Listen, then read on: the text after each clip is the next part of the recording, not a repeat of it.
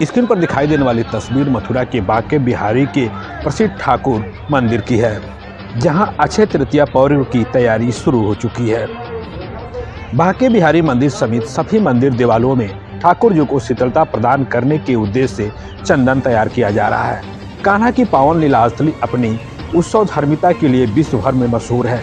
यहाँ के मंदिर देवालयों में आए दिन विभिन्न प्रकार के उत्सवों का आयोजन होता रहता है, जिसका आनंद देश विदेश से आए लाखों श्रद्धालु पूर्ण आस्था के साथ उठाते हैं। वैशाख शुक्ल पक्ष की तृतीया तिथि को मंदिर देवालयों में ठाकुर जी को शीतलता प्रदान करने के उद्देश्य से मलयगिरी चंदन एवं विभिन्न प्रकार के शीतल पेय पदार्थों, फल, सत्तू आदि निवेदित किए जाते हैं। नगर के प्रमुख सप्त देवालयों के अलावा जग प्रसिद्ध बांके बिहारी मंदिर में शिवायतों द्वारा ठाकुर जी के चरणों के समक्ष चंदन का लड्डू निवेदित कर सत्तू शीतल पेय पदार्थ का भोग लगाया जाता है, जिससे कि ठाकुर जी को शीतलता प्रदान की जा सके।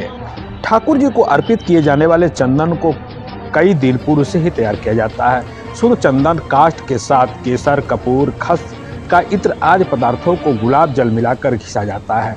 काफ़ी मेहनत के साथ मलयगिरी चंदन के गोले तैयार किए जाते हैं। स्वायत्त गोपी गोस्वामी ने बताया कि श्री हरिदास जी परंपरा से श्री बांके बिहारी मंदिर में ठाकुर जी के वर्ष में एक बार ही भक्तों को चरण दर्शन होते हैं।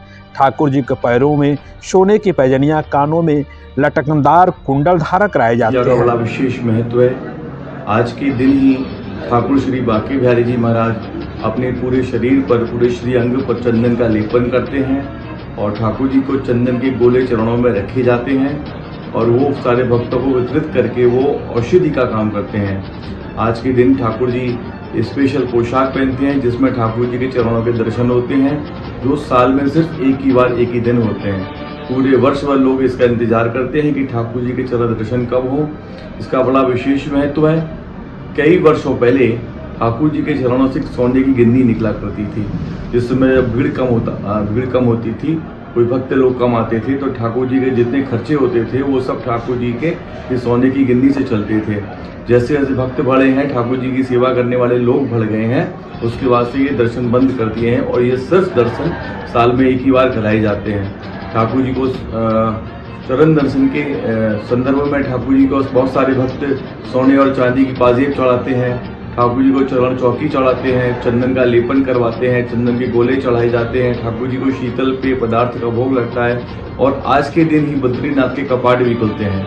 तो स्वामी हरदास जी ने, जिस समय लोग बद्रीनाथ के दर्शन करने जाया करते थे, वो उस समय घोर जंगल होता था, लोग वापस नहीं आ पाते थे, तो स्वामी हरदास जी ने कहा कि सारे संतों से, ब्रज के संतों से, कि आप ठाकुर श्री बांके बिहारी जी के दर्शन करिए, मैं आपको बद्रीनाथ के दर्शन कहीं करवाता हूँ। तो स्वामी हरदास जी ने बांके बिहारी के दर्शन बिल्कुल वैसे ही किए जैसे बद्रीनाथ के दर्शन वहाँ होते हैं।